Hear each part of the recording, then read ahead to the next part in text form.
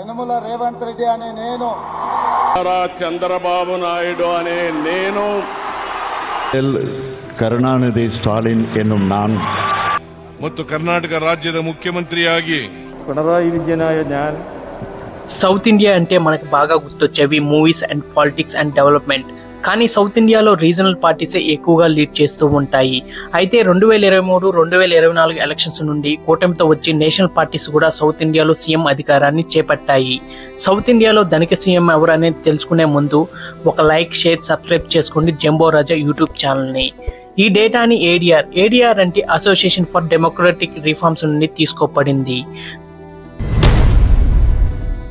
Top 5 ప్లేస్లో Kerala CM అయిన పినరాయి విజయన్ పేరు చెప్పగానే ఫస్ట్ గుర్తుకొచ్చేవి ఎడ్యుకేషన్, హెల్త్.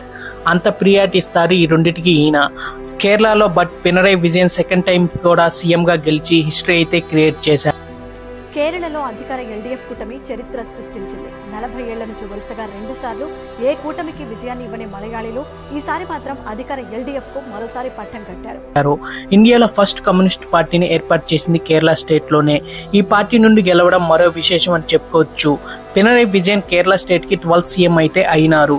ఈయన ఆస్తి మొత్తం 1 crore అని చెప్పి తన ఎలక్షన్ అఫిడవిట్ లో డిక్లేర్ చేశారు. అంతేకాకుండా ఈయన శాలరీ కూడా సౌత్ ఇండియా స్టేట్ లోనే 5th ప్లేస్ లోనే ఉంది. ఈయనకి ఎంత శాలరీ అంటే నెలకి 1,05,500 రూపాయలు. నెంబర్ 4th ప్లేస్లో తమిళనాడు స్టేట్కి 8వ ముఖ్యమంత్రిగా కొల్లాత్తూరు కాన్స్టిట్యూన్సీ నుండి గెలిచి ముఖ్యమంత్రిగా అయితే అయినారు ఎంకే స్టాలిన్. 1984లో మొట్టమొదటిసారిగా ఎమ్మెల్యేగా థౌజండ్స్ లైట్స్ కాన్స్టిట్యూన్సీ నుండి పోటీ చేసి ఓడిపోయారు. ఆ తర్వాత కొన్ని సినిమాలు కూడా యాక్ట్ చేసినారు. చెన్నై నగరానికి 2 సార్లు మేయర్ అయ్యి 9 ఫ్లైఓవర్స్ నిర్మించి అక్కడ ఉన్న ట్రాఫిక్ ప్రాబ్లమ్స్ క్లియర్ చేశారు. అందుకుగాను ఈయనకి మంగర్ తంతాయ్ అని బిరుదును కూడా పొందారు. మనగర్ తంతాయ్ అంటే నగరానికి తండ్రి అని అర్థం. గ్రామాభివృద్ధి మంత్రిగాను, జనరల్ సెక్రటరీగాను, ఉప ముఖ్యమంత్రిగాను డిఎంకే పార్టీ నుండి ఎన్నో సేవలైతే అందించారు. అలాగా 2023లో 132 సీట్లు గెలిచి తమిళనాడు రాష్ట్రానికి సీఎంగా బాధ్యతనైతే స్వీకరించారు. ఈయన ఆస్తి మొత్తం 9 crores అని చెప్పి తన ఎలక్షన్ అఫిడవిట్ లో డిక్లేర్ చేశారు. ఈయన శాలరీ ఎంతంటే నెలకి అక్షరాలు 2,05,000 రూపాయలు.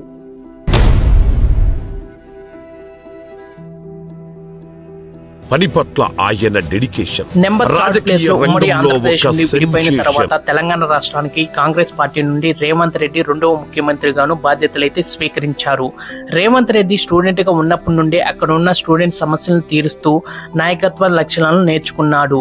అంతేకాకుండా తన కెరీర్ ని painter job, printing press, real estate business చేసి కొన్ని మెలకువలను అయితే నేర్చుకున్నాడు. అలాగా ఆర్థికంగా స్థిరపడి తన డబ్బులతో పేద విద్యార్థులను చదివించడం, ప్రజల సమస్యలను తీర్చడంలో ముందుండేవాడు.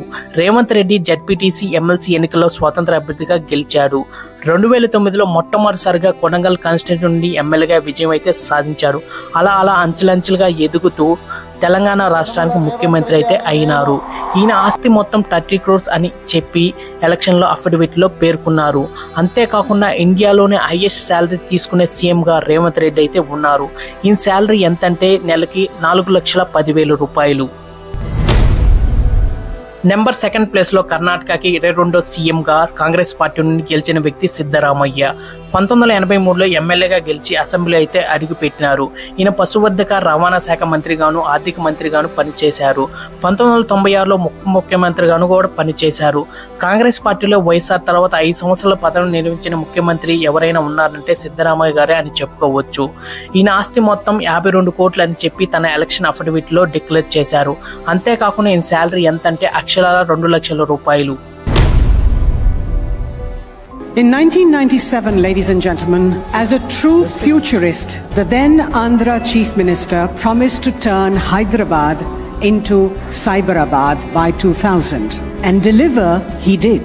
At the beginning of the millennium, the Davos-based World Link magazine had included Chandrababu Naidu Garu in its dream cabinet of political leaders, a pioneer in putting technology at the heart of the... ఈ పార్టీకి అర్థమైపోయి ఉంటుంది వారెవరని. Number 1 place లో ఆంధ్ర రాష్ట్రానికి 4 సార్లు CM అయిన ఘనత ఒక చంద్రబాబు నాయుడు మాత్రమే ఉంది. ఈయన పేరు చెప్పగానే బిజినెస్ మ్యాన్ మూవీలో ఒక డైలాగ్ అయితే గుర్తుకొస్తుంది. నీ టార్గెట్ 10 miles అయితే aim for the 11th mile. ఎందుకంటే ఒక విజన్ ఉన్న సీఎం గా చెప్పుకోవచ్చు. ఈయన ఆస్తి మొత్తం 930 కోట్లు అని చెప్పి తన ఎలక్షన్ అఫిడవిట్ లో చేశారు. అంతేకాకుండా ఈయన 2024 సీఎం గా గెలిచి ఈయన ఆస్తులు మరికొంత పెరిగాయని చెప్పుకోవచ్చు.